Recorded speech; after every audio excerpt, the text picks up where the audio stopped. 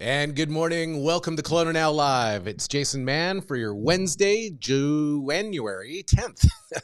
And we are in the middle of the week here, and these are your top news headlines for the day. Kelowna RCMP are searching for a missing Japanese student who may be experiencing a crisis. Kelowna Mounties have appealed to the public for help in locating a missing international student. Her name is Mia Sato. And the 20-year-old flew from Kelowna to Vancouver on Sunday at around 7:30 p.m., and she was reported missing on Monday. Police believe she is no longer in Kelowna, where she is studying, and are worried and concerned about comments that she made prior to her disappearance. If you have your eyes peeled, look for this following description: 5 feet 5 inches. Medium build, black and possibly silver hair, and dark eyes. And police in Kelowna are asking any friends or associates of Sato's who are in contact with her to immediately inform officers of her whereabouts.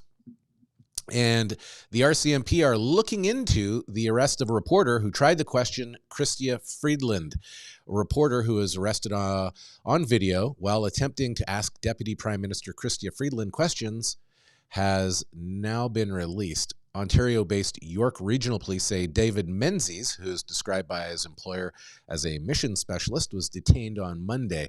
York Regional Police say the arrest in Richmond Hill was made by a member of the Prime Minister's RCMP detail, which you're kind of seeing here on video.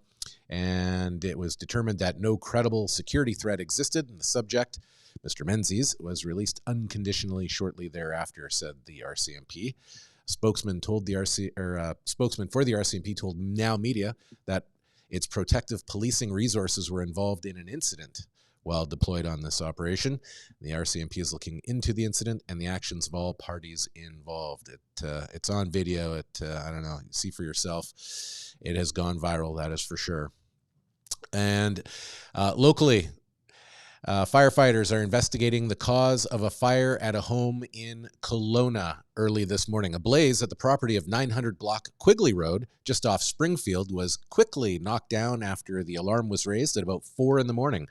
All occupants of the building made it out safely, and upon arrival, the crews reported heavy smoke coming from a window on the second floor. The response was upgraded to a second alarm. 16 members of the fire department showed, and crews were able to quickly knock down the fire, complete a search, and ensure all occupants were out of the building in time. Firefighters also succeeded in preventing the fire from spreading to other homes, and they are now investigating the cause of that fire. Police are investigating after a body was found in the streets of Vernon this morning. A body has been found, and police have secured the scene at the 4200 block of 34th Street in Vernon, have not yet revealed any information about that there.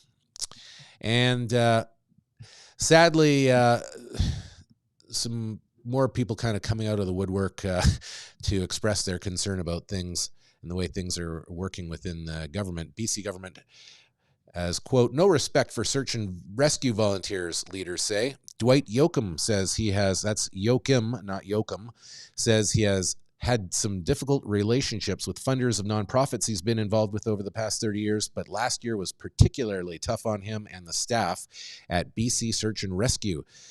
Yoakum, who was ousted as CEO of the association last week, says the group's volunteer personnel have been bullied, threatened, and disrespected by the province's Ministry of Emergency Management and Climate Readiness.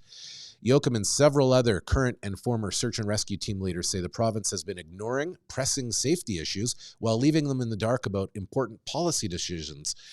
It really comes down to the relationship between the BC SRARA and the staff at the ministry.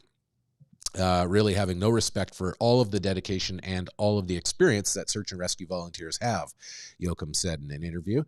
Further saying that the relationship with the province and the staff at the ministry has really degraded over the last year or so to the point where it's dysfunctional, he said. And in a joint letter to Premier David Eby, the rescue leaders say there is institutionalized bullying of volunteers and lack of consultation, including about new equipment that could improve safety and save lives. And so quite an upsetting letter. And I would also say sounds a lot like what's going on in the forestry department as well. Disconcerting. The letter says the ministry changed the framework of the government's relationship with volunteer search and rescue teams, 78 in all, making it no longer a partnership. And Yoakum says the situation between the association and the ministry has become particularly toxic due to the government's opposition to their group's advocacy work on behalf of search and rescue volunteers. We'll be following up on that story. And topping the list of 5 things you need to know this morning. How about this? A passenger jumps out of an Air Canada plane departing for Dubai out of Toronto and jumped out of the cabin door just before takeoff. According to media reports, the man fell 20 feet to the tarmac at Toronto's Pearson International, delaying the flight by nearly 6 hours. So some interesting stories there, things happening around the world that are of particular interest or importance in our 5 Things to Know feature at KelownaNow.com. Also up at KelownaNow.com, the latest edition of Straight from the Heart. And topping the stories there is a little bit of information about Norman's Diner, which has opened up at Hollywood Road. It's been all the buzz in Lake Country, and with their second opening now in Rutland on the main level of the new development in Willow Park Shopping Center there. The restaurant is owned and operated by Ann Stewart and her father, Campbell Stewart. And you can learn a little bit more about them and some other civic happenings from Maxine to Heart in our column Straight from the Heart. All right, let's take a look at the weather forecast now for ATB Wealth.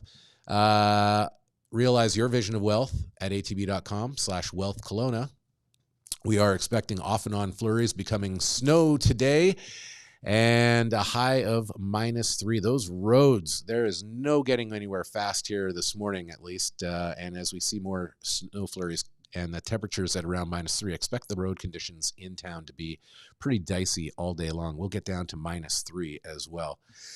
And let's take a look at the weather window there. Beautiful start to the day, really. It's quite nice. And mild and warm in comparison to what we have coming up ahead.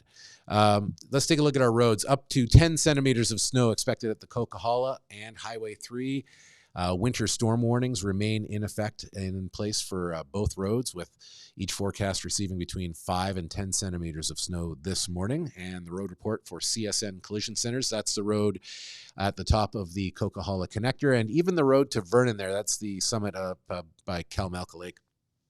It's looking pretty crusty as well. So just wherever you are today in the valley and elsewhere, the roads are going to be at amongst their worst. And as I said, the road report for CSN Collision Centers. Thank you to CSN. You can find out all the latest road information there on our website too.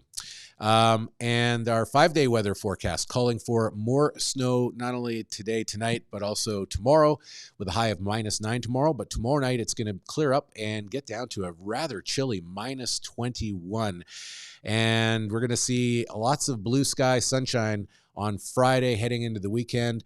If you're thinking about skiing, and particularly in the backcountry, don't let the excitement about BC's fresh snow override caution, says Environment Canada. We are expecting wind chill values as cold as -50 for at least the rest of the week, particularly up at those mountain peaks. And while some might feel the dump of snow might mean the gates to nirvana have opened up in southern interior, it also brings the risk of avalanches for at least the next few days. And it'll take at least until Friday, says Environment Canada, for the snow to settle and be particularly susceptible to avalanches in the meantime, and longer in Whistler, Golden, Kootenay regions as well. Just need to be careful, obviously, if you're going to be so daring. Anyways, our forecast looking for that sun to return to the Okanagan here on Friday, heading into the weekend with a high of -18, overnight lows at their chilliest projected for the year so far to -25 on Friday night. And then Saturday, Sunday, sunny and chilly as well, with temperatures in the daytime up around -16, -19, and a little chillier than that overnight as well. And that is our forecast. That's our newscast for the day. Our team is working on a ton of stories right now. We'll be publishing those throughout the day at KelownaNow.com.